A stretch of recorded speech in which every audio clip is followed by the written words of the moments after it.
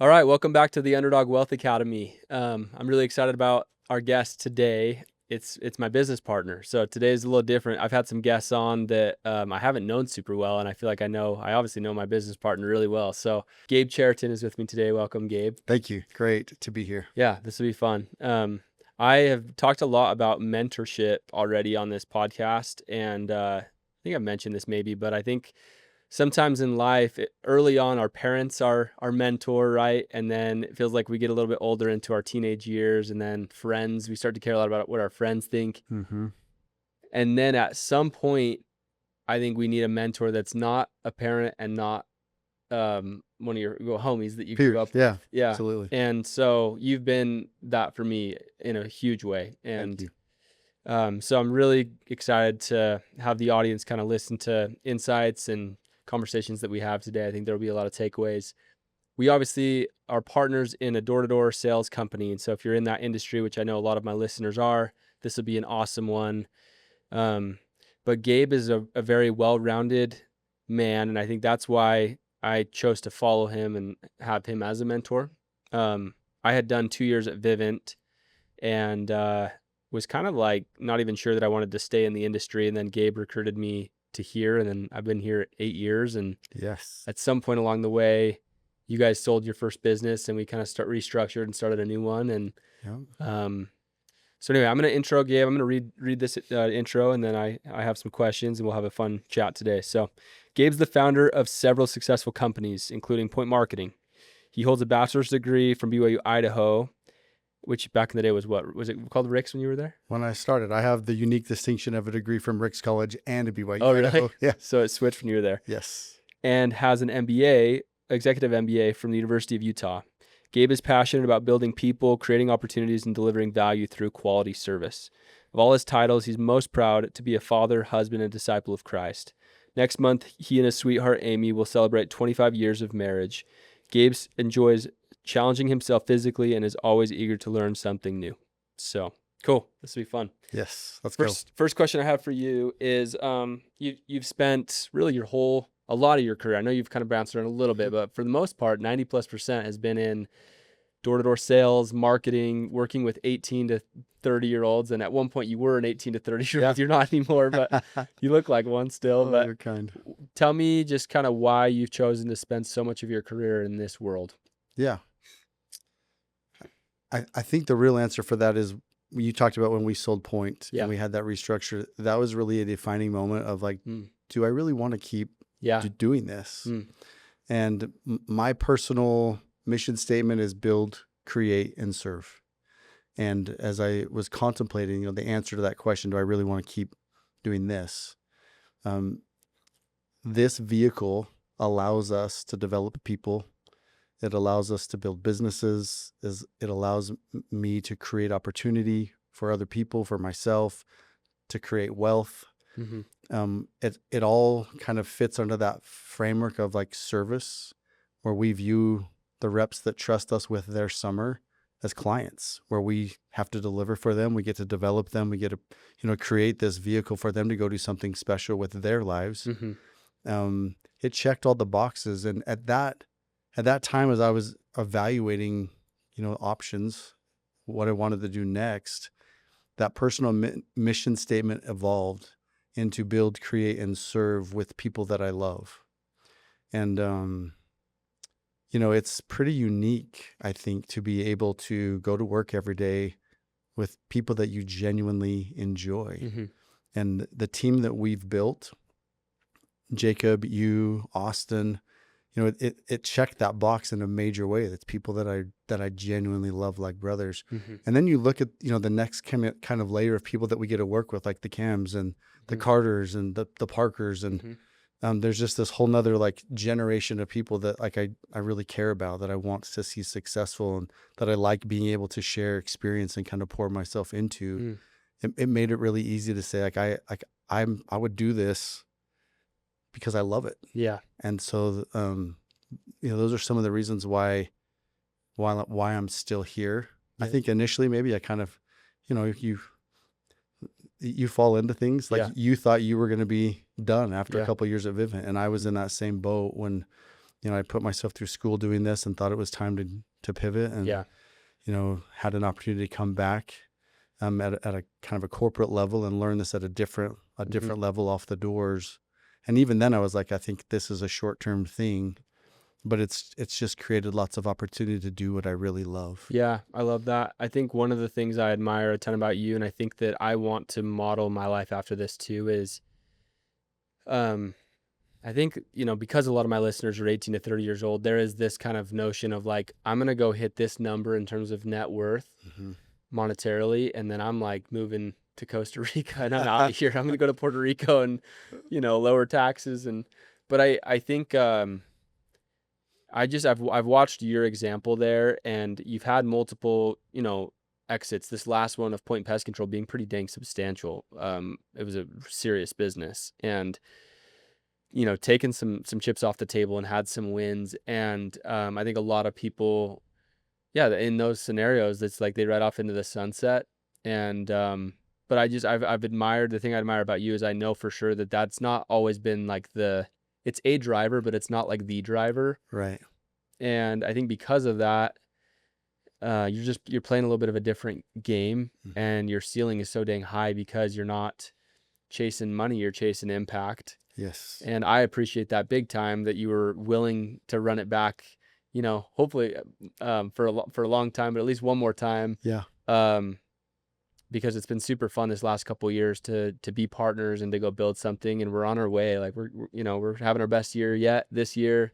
Just passed 10 million bucks in, actually we'll hit it today. I think we'll hit 10 million today, and on our way to 15 million, hopefully this year. And so, it's exciting and fun. But I think the takeaway there is like, nowhere in the Bible does it say retire.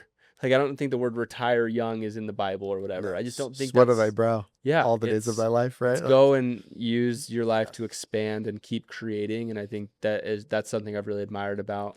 It's funny that you say Costa Rica. So, I'm in town for this. We've been, having some meetings. This coincided with my mom's birthday. So my family's gathering this week in Utah. Yep.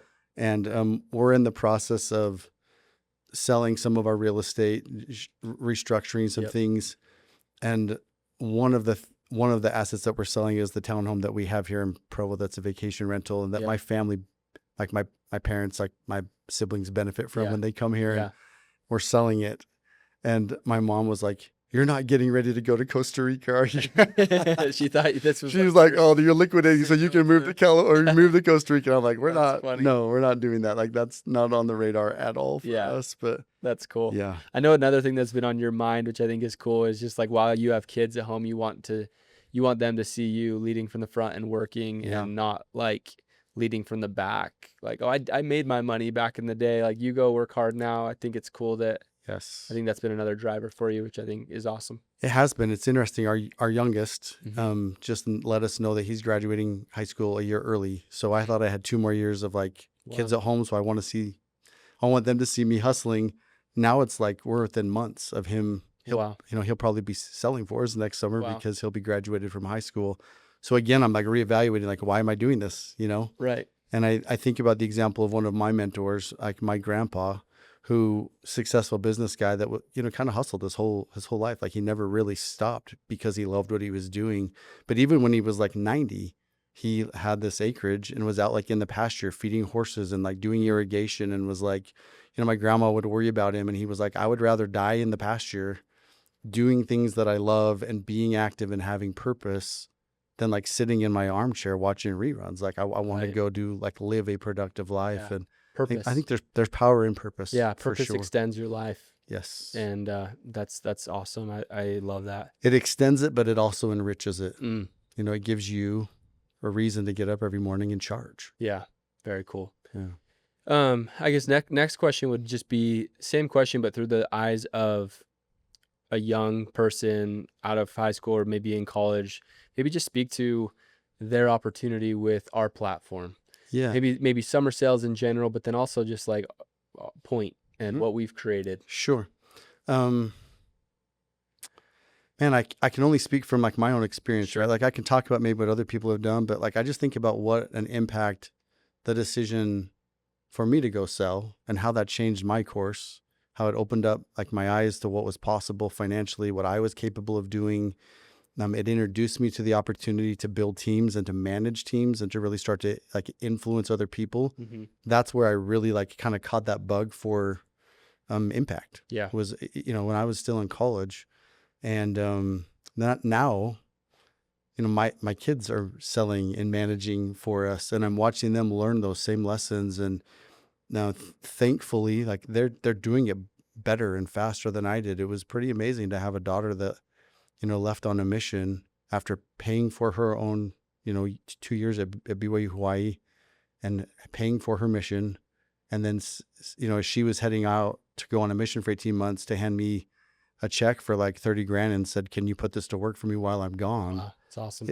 This is like a girl that's been out of high school for like a year and a half. Yeah. She's It's like pretty 19. amazing. Yeah. I mean, like she's like this 19-year-old little girl that was like, no offense to her. Yeah. She's amazing. Yeah. But, pretty unusual to be able to do that as a young person. And I think that speaks to what we've been trying to do. Because I have kids that sell for us, they have lots of friends that are in other places. And, some guys are out there, like they're working for gold chains, or they're working for like a really expensive car that will depreciate instantly. Right. And I do think we have created like we've created something differently where our culture is work hard, use this vehicle to create, massive amounts of cash in a short amount of time. Yep. And then deploy that cash to go create assets that will change your life forever. Yeah. Amen. And that's a message that we're passionate about and that we preach. And it's fun to see the culture of our company, Mm-hmm. where people are buying into that concept and they're really taking full advantage of what this has to offer. Yeah. I love that. Yeah. I think we've tried to be really intentional about creating a company of investors, creating a company of people that are willing to delay gratification, knowing that sacrifices now, 5, 10, 15 years down the road, they just pay off. Yes. So the cool thing is we've now been in the game together for 8 years or something. And it's so cool. Like every 5, 10 years pass and you see people that made those sacrifices. Now we can there's been enough time to be able to see the fruits of some of those sacrifices. And I would just maybe add, summer sales in general is such a cool way to, like, there's slow cars and there's fast cars, and it's just a vehicle quickly to go get ahead, learn important life skills, become an investor. And I would just say, like, school, I think school is amazing. But there's definitely sometimes you just get in this trap of like talking about business or about things, and you don't ever get to actually go and manage real people and feel how that feels and experience that. And that is what I, at a young age, got to go. It's just, you're on the front lines. Yeah. I mean, dealing with people. Before I graduated, I learned how to hire effectively, like the right people for your team. Yep. I learned how to manage for results, and I learned how to fire. Yeah. Before I'd even graduated. Yeah. I was having like real life, real business experience that has served me very, very well for the rest of, my career. Yep.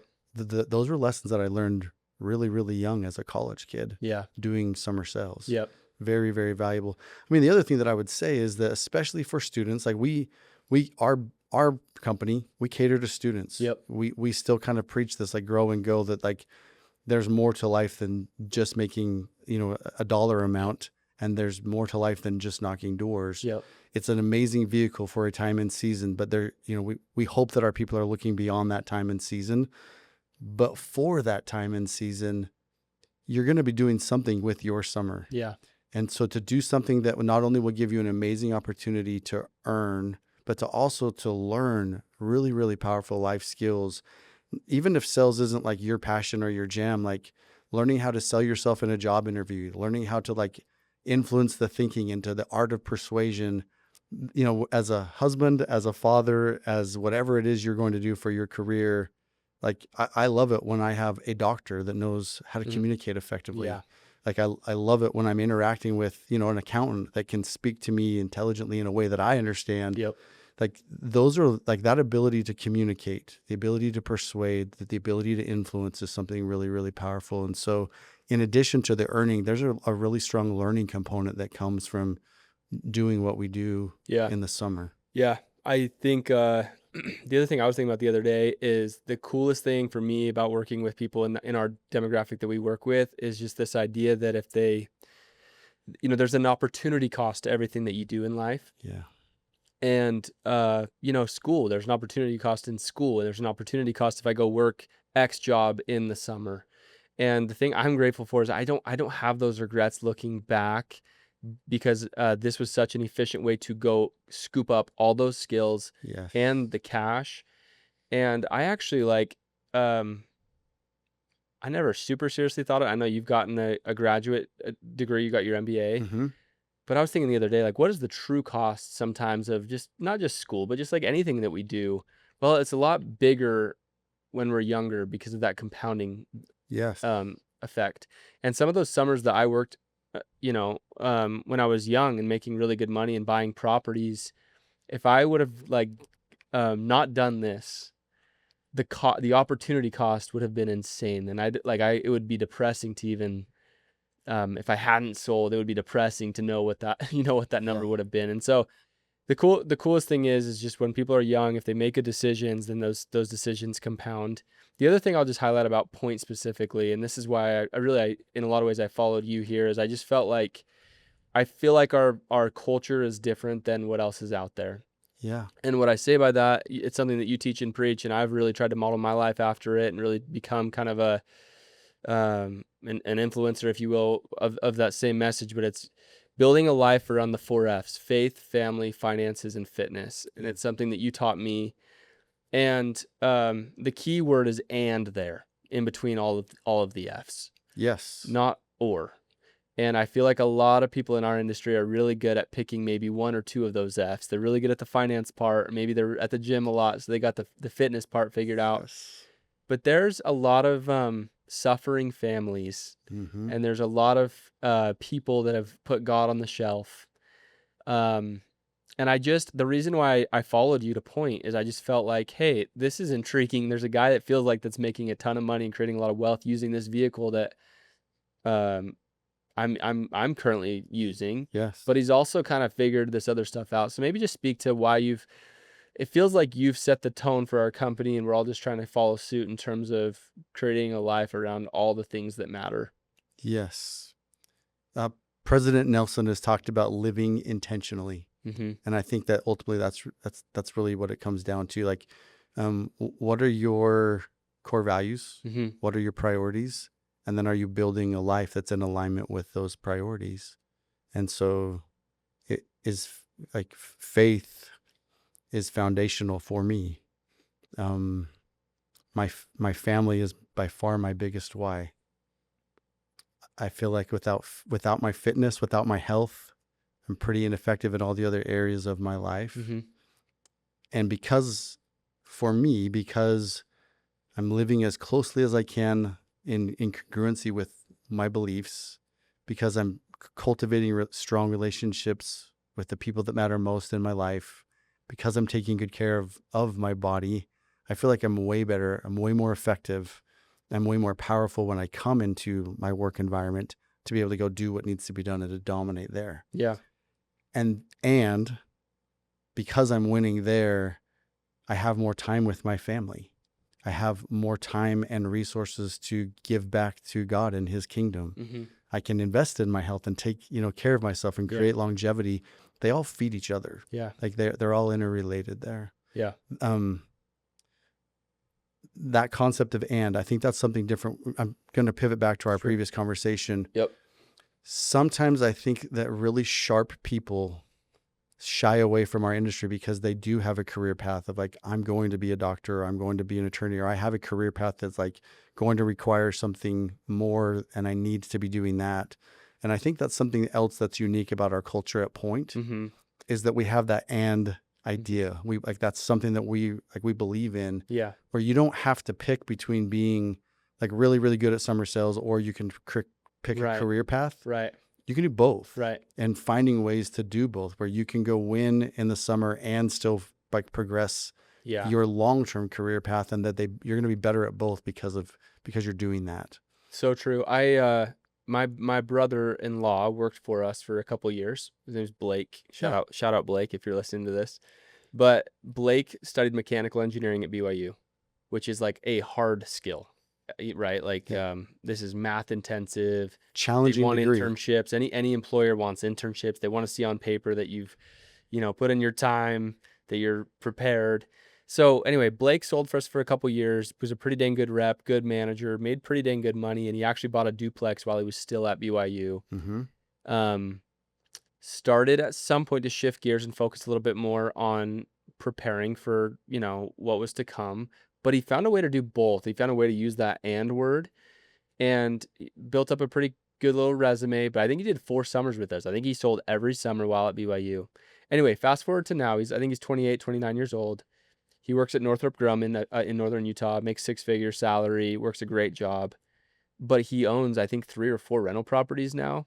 I promise you, nobody that he works with there has the momentum and is in the position that he's currently in because he chose to put the word "and" there, not "or." Yes. And I think that's exactly what you're speaking to. And I could give hundreds of examples, maybe not hundreds, but I could give a lot of examples of people that worked with us that found a way to kind of do both and have so much stinking momentum now because they did sales with us for a couple years, learned those skills, created the cash to go and invest or just kind of get momentum and get ahead, right? Blake is the perfect example of what I'm talking about. Yeah. He like I'll never forget the day that he got his acceptance letter for that job. Yeah.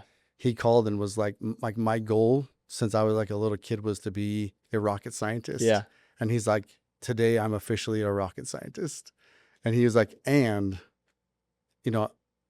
he contributed his success there because he sold. He's like, that Very helped cool. me to like be able to like when I interviewed and when Yeah. he was able to connect the dots on those. And so I think too often we have guys that limit themselves. And I think our industry sometimes limits people with a message of like schools for fools. And so then guys are like, oh, good I don't thought. want to like associate myself with that because I do want to go Really chase good my thought. long-term dream. And Yeah. like, I love that at Point, there's a place for guys that want to go be rocket scientists. Yeah.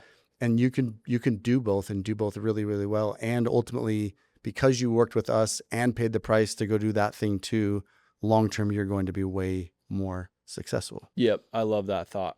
I think that's really awesome. I think there's a lot of people in our industry that are trying to create lifers out of people in door to door, and there's a specific person and type of person that we will probably work with long term. We have, there's people listening to this that will work with us at Point for a long time. Sure. And that's been my world, and I've loved it because I get to work with 18 to 30-year-olds, and it's amazing, and it's high income. It's like a sport. This job is so amazing, but it is not for everyone, and to your point, not everyone's gonna. If there's a chance you don't think you're gonna be in this space 5 years from now, it doesn't mean that you coming out for a couple years or even a year is not the right fit for you. Yeah, that's exactly right. Yeah. Which comes back to what I mean. It's living intentionally. And I think it's an abundant mindset. It's that being able to put ands. Like Yeah. I don't have to be one-dimensional or two-dimensional. Like Yeah. I if I'm willing to do the work and to pay the price, I can Yep. do both. Yeah. I can be a man of God. I can have great relationships with my family. I can take good care of my body. I don't have to sacrifice my health, and Right. and I can win big financially. And because I'm doing that, I like when you're living that way, pick what you want to do, and you're going to be able to go do it. 100%. Amen. Let's shift gears to I want to kind of like better understand how you think as like a business person. Mhm. So from my vantage point, you've gone very deep in all the ventures that I've seen you go explore that I know of. Yeah. It's been kind of a deep, not wide Mhm. experience, if that makes sense. There's a lot of people that get out of college and they want to try 100 things at one time. I've heard this analogy or this idea that it's much better to have one hole that's 100 feet deep than it is to have 100 holes that are 1 foot deep. Yeah. And I think that now you're kind of going wider and you have some investments and some other things that you're dabbling with because you've had some successful exits. But I know there was a time where you were it feels like you've gone very deep in ventures along the way. And so I'd love for you to just speak to kind of your philosophy around that deep, not wide concept, at least for the first 10, 20 years of your career, right? Yeah. I think there's power in focus, Okay. and there is power in focus. Yeah.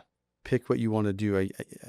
One of my favorite personal development books is The 4 Disciplines of Execution. And it talks about the more goals you have, the less likely you are to accomplish any of them. Yeah. So pick what's wildly important and go get that.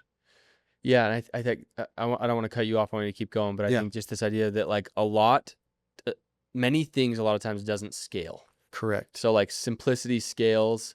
So one thing really optimized can scale really fast. That's but right. like 10 things, there's just moving parts, lots of balls in the air, right? That's right. Yeah, that's right. So that there is power in that focus. There's power on picking, like, this is the vehicle that I'm going all in on, and I'm going to make this work. And I think also that's probably a product of the fact that I put myself through school doing summer sales. I remember this idea of like, 100% commission, that's super risky. And I learned really quick that it's only risky if you don't trust yourself or if you can't deliver for yourself. And I learned very early that I could count on me to go get things done. And so from a business philosophy, that carried over.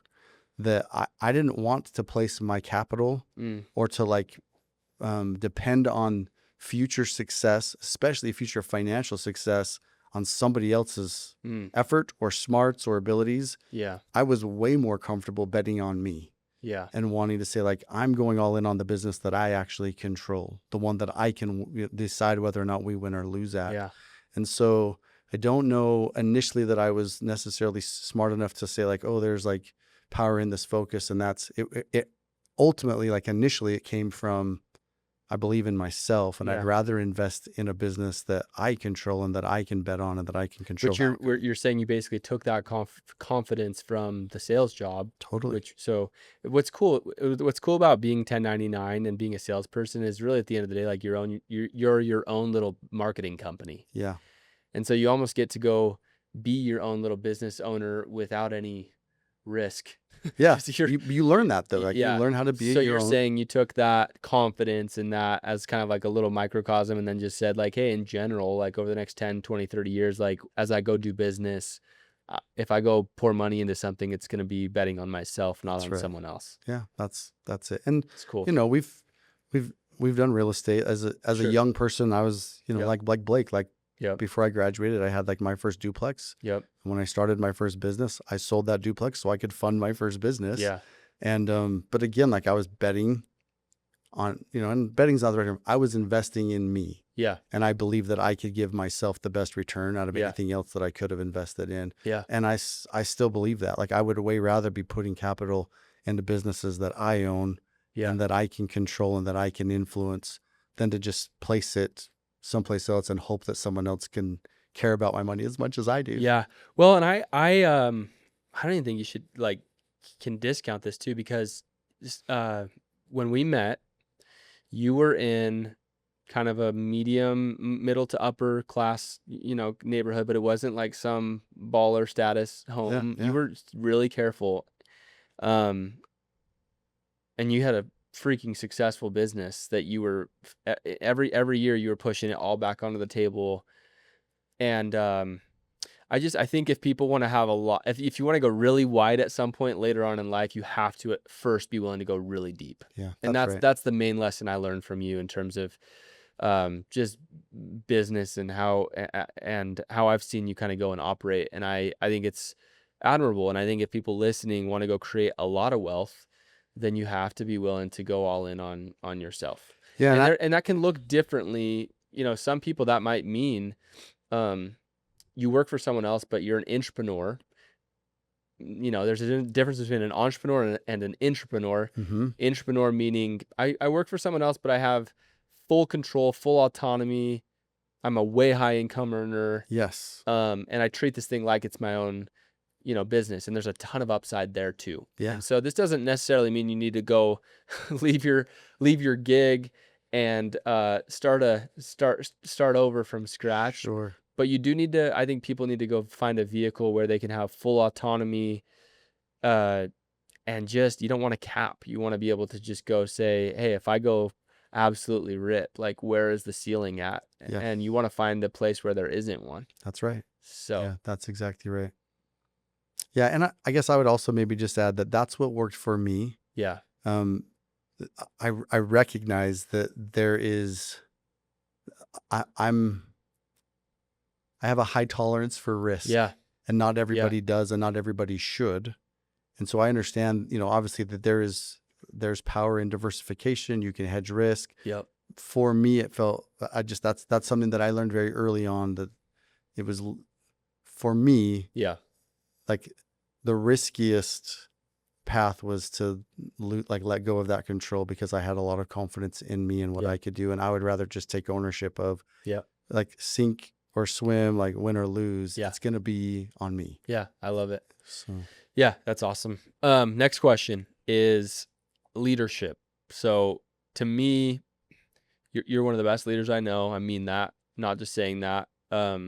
You were always a good sales rep. You did a bunch of summers yourself, but you were really, really good at multiplying and scaling teams. I think that's always been like your thing within this yes, space, which is, I think, what's, to our previous conversation, what's kept you in this game. You love impacting, teaching, leading. it's definitely what I'm most passionate about. So if in a minute or two, and I know that's hard, this is a hard question, but like, you got a first-time leader going out to run a team this summer, and right now, that when this comes out, it'll actually be probably towards the end of this summer, but just in general, Sure. people will listen to this probably in the future too. What advice would you give to a first-time leader or a new leader that's going out with a bunch of friends? They're looking to him as the guy or the girl. Mm-hmm. Best practices with leaders, maybe just a couple nuggets that come to your mind. Yeah. There's a lot. Yeah. That's gonna be hard to pack into 1 minute. Sure.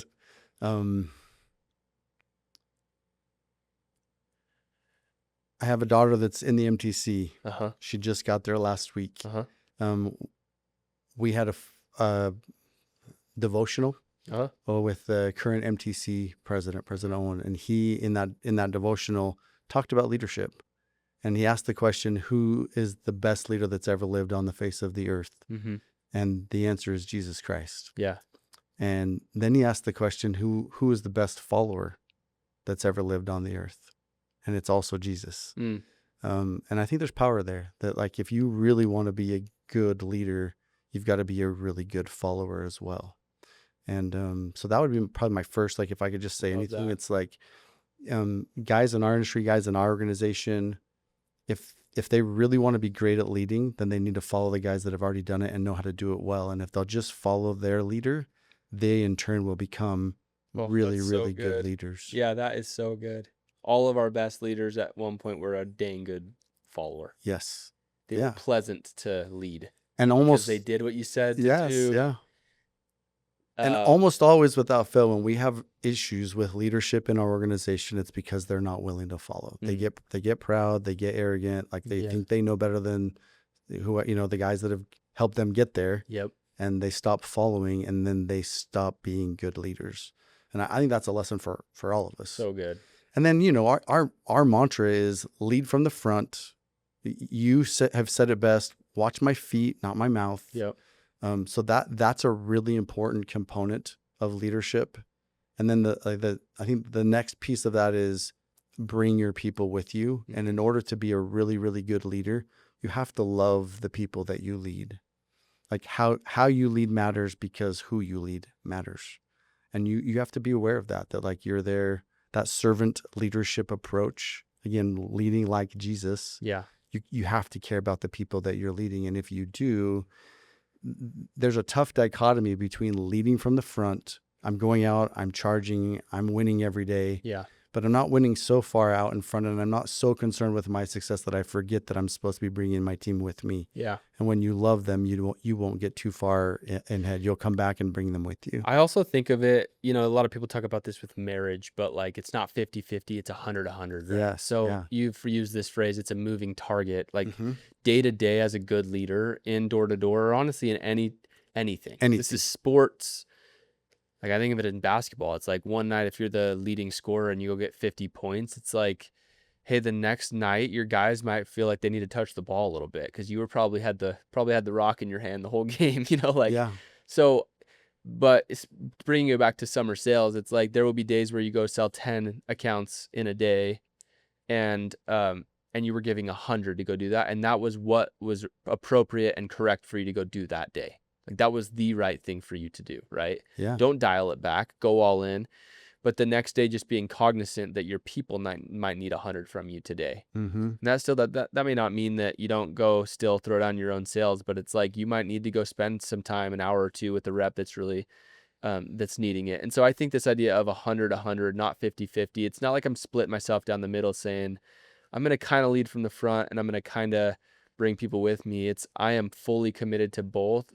And it's just a target that changes day in and day out. It's that same idea of abundance, right? It's Yeah. it's the addition. Yeah. Like it's not a coincidence that the highest earners in our organization are the guys that have gotten really, really good at being top producers. They're our top 10 reps, and our top 10 managers are typically the guys that have the biggest teams with the most guys following, Right. because they're doing that really well too. You don't have to pick between, am I a personal producer or am I a manager or a leader? Right. You can do both it really, really well Yeah. if you're intentional about it. Yeah. And it is a moving target. And some days will look different than other days.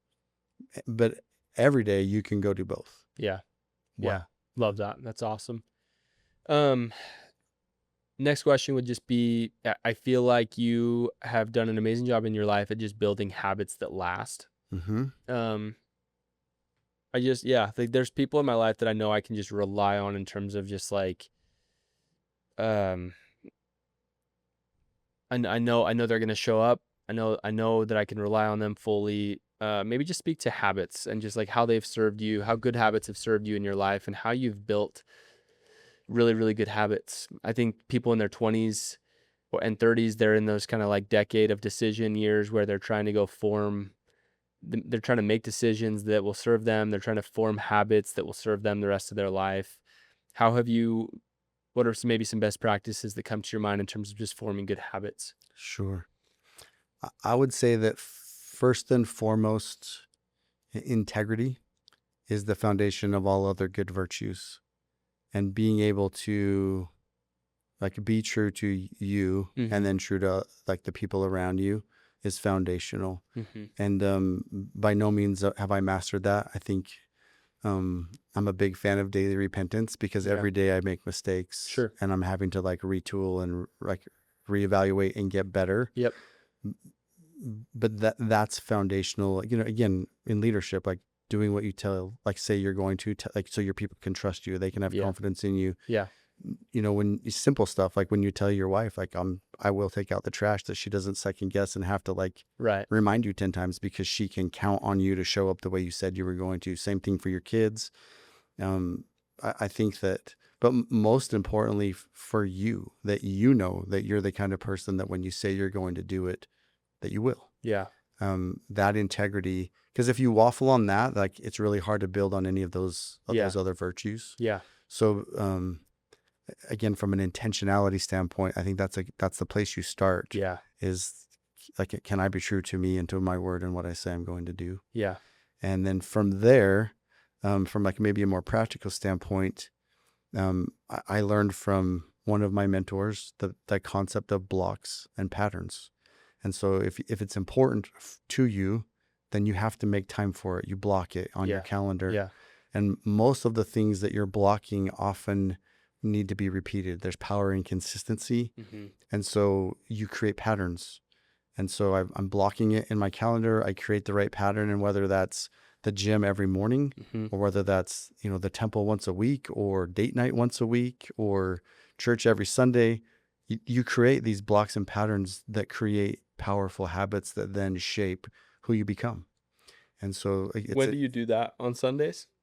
Or when do you go? Typically Sunday, Monday. And I think that's one of the things that is the power in this, is like, I used to have to be very, very disciplined and very, very intentional about planning those things into my day and into my week. Now they're so recurring that you just almost like, it takes way less effort now, Yeah. because it's not, I like that. I've got to like schedule it in. It's like, this is who I am. It's what I do every day. And I don't have to think about it anymore. Yeah. Like, I just know that every morning I get up, and I go. Like Yeah. I'm going to be in the gym every morning. That's like that hour is dedicated, and it's way disruptive if I'm not there now, Yeah. because like that's the thing that I'm used to I doing. think that's the goal in life, is just like to create these patterns in our life to where they just become habits, and then our habits are linked to our identity. I love the way you just said that. Like, it just becomes who you are, Yes. and who you are at the end of the day is what you do. Yeah. Right. Yeah. Like, That's it's your actions. And so, yeah, I think that's really, really neat. And I think, we've talked a lot about this, but if you don't schedule it, it won't happen. mhm. And busy and urgent are, um, Always in they're competition for in each other. Yeah. competition, like, things come up, and if they're not blocked off, and if they're not non-negotiables, like, good luck, especially as an entrepreneur, Yeah. especially when you manage a lot of salespeople, especially when you're the quarterback of a team, like, and you have a lot of responsibility. Yeah. I think it's really important coming back to like, where are your priorities, Yeah. and understanding like that level of priority, Yeah. especially in our space. It's very easy to be reactive, because there's always stuff like, oh, I got to do it, and he wants to sign, and I need you to meet with him like right now. Right. Like it's urgent, and it's like it Right. feels like there's always Right. there's a never ending flow of things like that. Yeah. It's a Friday night. It's 8 p.m. Yes. And being able to say and have the confidence to know, like, I have some boundaries around like what's most important, and Yeah. I've carved out that time for it, and it's non-negotiable. Mm-hmm. And to trust that if you're true to your principles, if you're true to that, like that real priority list, then it's going to work out. You're ultimately going to be more successful, Yeah. more powerful, more capable if you'll be true to those principles. It's funny you say this, because I'm like thinking back to when I started working with you, and I was a year in. It was like my first year or two, and I was still kind of like getting to know you and just our setup here and stuff. And I was so hungry and wanted to recruit a freaking army to come sell, and we ended up doing it. Like, Yeah. we ended up, doing it, but the way we went and did it was different than the way that I thought we would. I remember blowing you up on Sundays, blowing you up on Friday nights, and you're like, dude, I'm on a date with my wife. Like, I'll talk to you tomorrow. Or on Sunday, like, hey, like, actually on Sundays, you wouldn't even respond.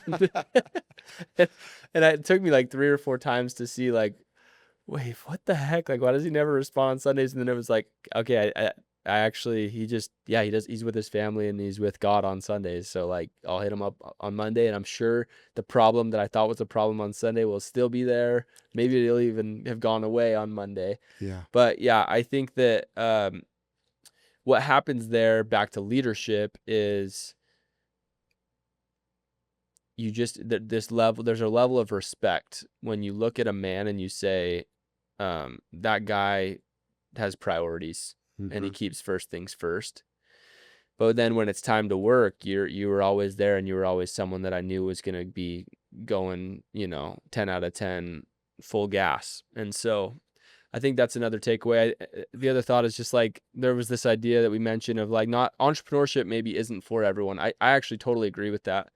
But I do think it could probably be for more people if they were willing to do some of this stuff. Like, Yes. work into the schedule some of the stuff that gives you oxygen to be able to go deal with the Demand. suck. Yeah. Like, the entrepreneurship can be really grindy and stressful some days.